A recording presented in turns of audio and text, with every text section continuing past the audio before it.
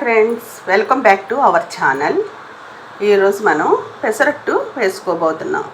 దానికి కొంచెం పెసలన్నీ క్లీన్ చేసుకున్నాను. ముందుగా 5 hours నానబెట్టుకోవాలి పెసలు. రైస్ కూడా ఈ పెసల్ని మిక్సీ వేసుకుంటున్నాను.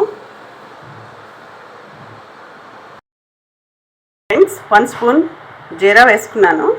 తర్వాత మిర్చి, అల్లం, 2 మిరపకాయలు, అల్లం 8 ముక్కలు వేసుకున్నాను. ఇప్పుడు నేను రైస్ వేసుకున్నాను. ఇందులో కొంచెం రైస్ వేసుకున్నాను, ఎక్కువ వేసుకోకూడదు. కొంచెం అంటే చిన్న కప్పుతో మాత్రమే రైస్ నానబెట్టుకొని వేసుకున్నాను. దాని తర్వాత వాటర్ వేసుకోవాలి. తగినంత వాటర్ వేసుకొని సెకండ్ ట్రిప్ మిక్సీ వేసుకుంటున్నాను. ఫ్రెండ్స్, ఇప్పుడు మనం ఉల్లిపాయలు వేసుకుంటున్నాం. చూడండి,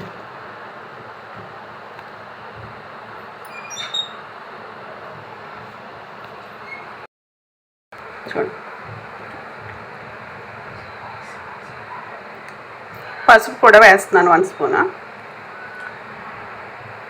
ఇప్పుడు మిక్సీ వేసుకోవాలి. ఇప్పుడు ఇందాక మిక్సీ వేసుకున్నాను కదా, పెసలు వేసుకొని తర్వాత నెక్స్ట్ టైం నేను పెసలు బియ్యం వేసుకొని మిక్సీ వేసుకున్నాను.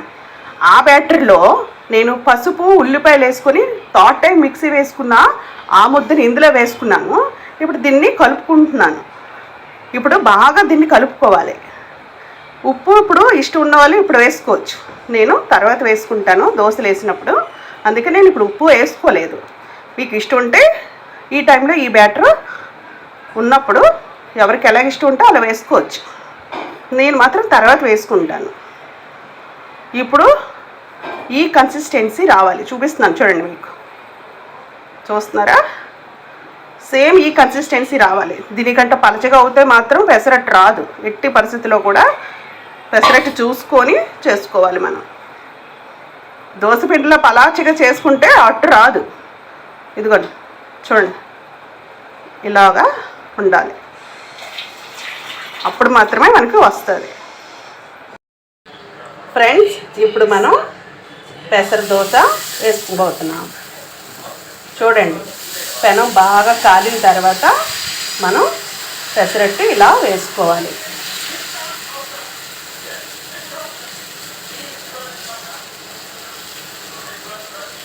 ఇందులో ఉల్లిపాయలు నేను మిక్సీ వేసుకున్నప్పుడు మాత్రమే నేను వేసుకున్నాను.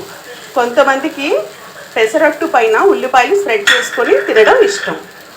ఎవరికి ఎలా ఇష్టం ఉంటే అలా తినవచ్చు. ఇది గోల్డెన్ ఫ్రై చుట్టుపక్కల అయిన తర్వాత ఈ దోశ తీసుకొని మనం సర్వ్ చేసుకోవడమే. మనం పెసరట్టుని తిప్పుకోవాలి. చూసారా, ఇలా కాల్చుకోవాలి. అటు ఇటు బ్రౌన్ వచ్చినంత వరకు కాల్చుకుంటే టేస్టీగా ఉంటుంది. ఇంకో దోశ వేసుకోబోతున్నాం.